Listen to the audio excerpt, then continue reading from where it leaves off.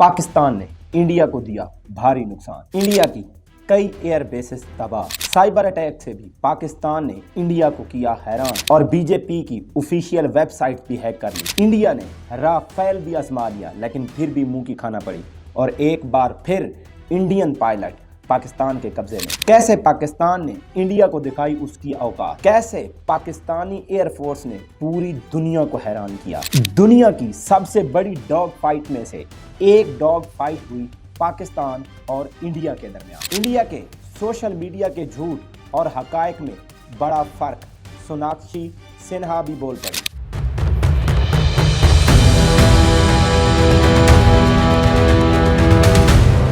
10 मई 2025 को पाकिस्तान ने सुबह की अजान के बाद इंडिया को एक करारा जवाब दिया और ये जवाब पाकिस्तान ने अल फतह मिसाइल से शुरू किया।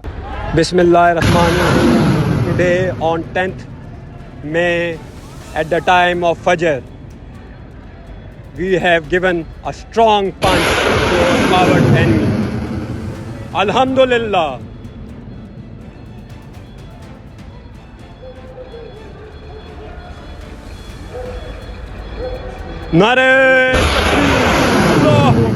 पाकिस्तान ने अल फतह मिसाइल से और एयरफोर्स से इंडिया की ईंट से ईंट बजा दी। पाकिस्तान ने अल फतह और अल फतह 2 से अपने जवाब का आगाज किया। पाकिस्तान ने इंडिया की कौन कौन सी बेसेस को तबाह किया और कितना कितना नुकसान पहुंचाया, इसकी बात आगे जाकर करेंगे। पूरी दुनिया की नज़रें पाकिस्तान एयरफोर्स पर जमी हुई हैं क्योंकि पाकिस्तान एयरफोर्स ने पूरी दुनिया को हैरत में डाल दिया। 6 और 7 मई की दरमियानी शब को इंडिया ने ऑपरेशन सिंदूर के नाम से पाकिस्तान पर अटैक किया।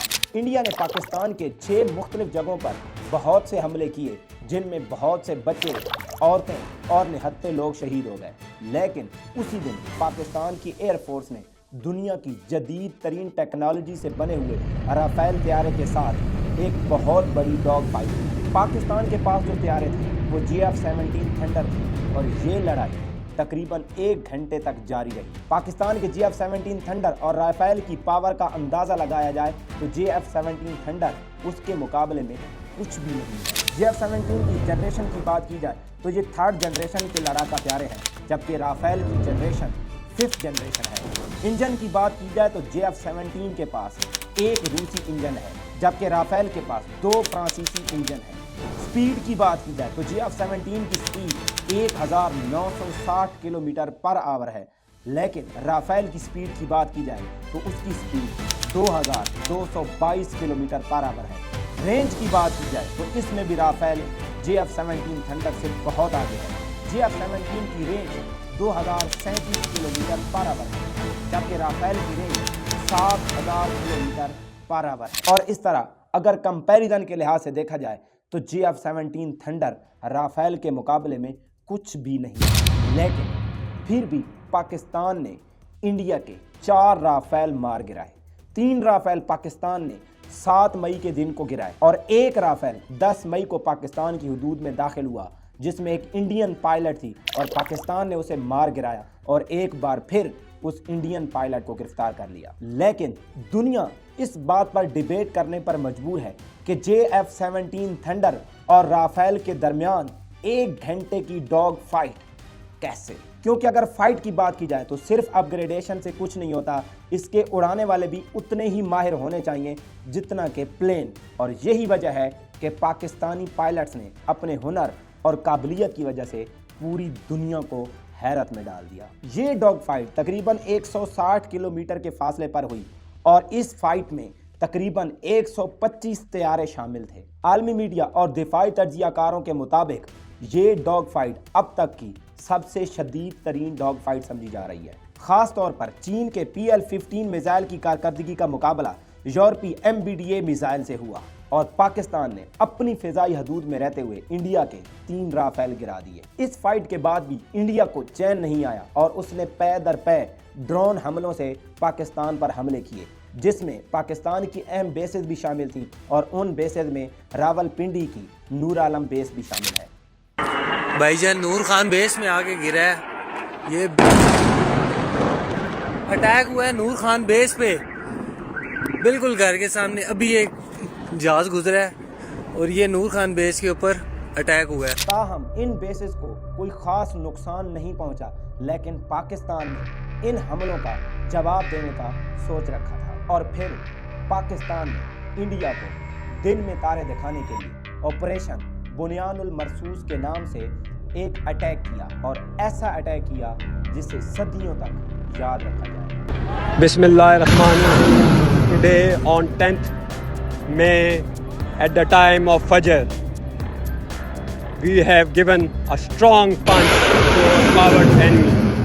اس اٹیک سے پاکستان نے ہر اس بیس اور ہر اس جگہ کو تباہ و برباد کر دیا ہے جہاں سے پاکستان پر حملہ کیا گیا تھا۔ پاکستان نے انڈیا کو بہت سارا فوجی اور فضائی نقصان پہنچایا۔ پاکستان نے انڈیا کے 26 مختلف مقامات کو نشانہ بنایا، جن میں پٹھان کوٹ، ادھمپور، گجرات اور راجستھان کے ایئر بیسز اور برہموس میزائل سٹوریج سائٹ شامل ہیں۔ ان حملوں میں پاکستان نے انڈیا کے دفاعی نظام S-400 سائٹ کو بھی تباہ و برباد کر دیا ہے۔ پاکستان نے انڈیا پر سائبر اٹیک بھی کیا ہے اور بہت سی انڈین سائٹس کو ہیک کر لیا ہے۔ ان سائٹس میں بی جے پی کی official website, crime research investigation agency کی site, Maharashtra state electricity transmission company کی سائٹ، بھارت ارتھ موورز کی site, Indian air force site, border security force اور unique identification authority of India کی website شامل ہیں۔ ان cyber حملوں سے پاکستان نے انڈیا کے 70% گرڈ اسٹیشن کو ناکارہ بنا دیا ہے، اور انڈیا میں اس وقت بجلی کا